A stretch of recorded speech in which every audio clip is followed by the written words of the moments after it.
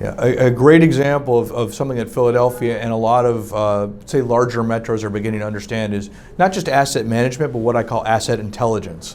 And I've got a suite of applications that I've designed or put together the needs cases for and begun to implement asset intelligence. So the first part is having an asset management tool, know where and how much you invest. That's important for sure, and that's been a very basic idea for the last 20 years, know how much you spend on your assets. But now we also wanted to look at KPIs, predictive intelligence. All right, so what do we do if we're spending this on this location and this is the same building type and we're spending more, why is that? So using that as analysis. We're also getting into taking our old CAD drawings. We own 858 buildings of some kind in the city between ourselves and the Parks Department. With those 858 buildings, we're putting our CAD into GIS.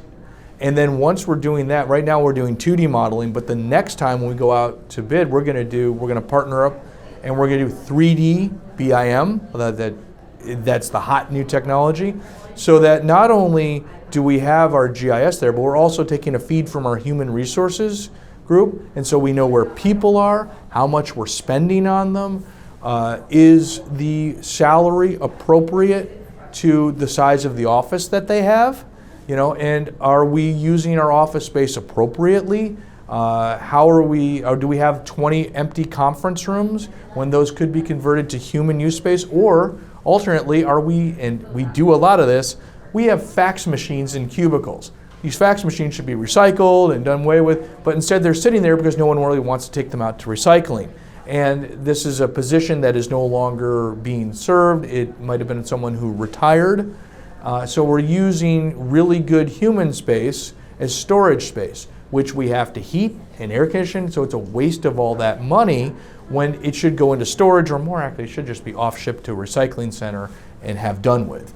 All of this is asset intelligence. It's taking the next step from asset management, and it's a geographic argument, both an indoor GIS kind of perspective, but also how do you achieve better use of recycling? How do you achieve better use of your resources on a broad geographic item? Because while you might make a small difference in one building, you take that across 858 buildings of better use, and you're saving real money.